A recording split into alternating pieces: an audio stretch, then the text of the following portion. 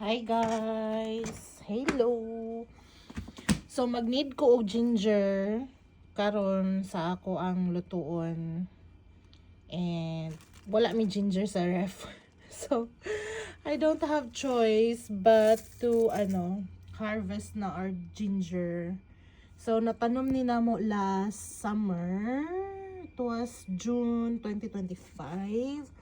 Actually ready na ni siya guys kay nangalaya na ang iyang tanom mo ni iyang tanom. So wala lang na mo gihilabtan kay winter palagi nga mo to. So mag-need ko wa ko'y gloves so kanisa lang.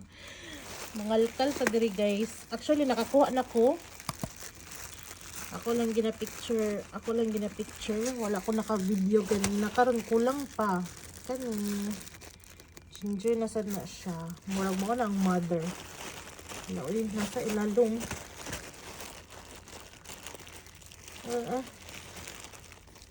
Ay! Igo doon tanan ako hilabtan ba? Kaya ini ka kuan na. Supposed to be 1 year ba? Nara siya guys. Oh. Kita mo. Kakao na to. Yan.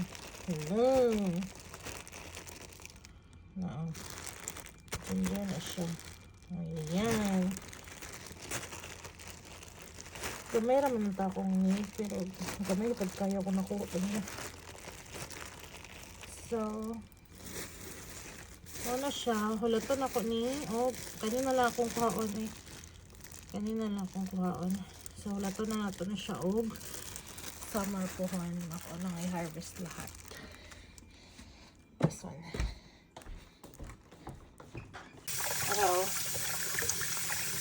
Kanila akong dungag sa akong gamay nga nakuha ganina. No.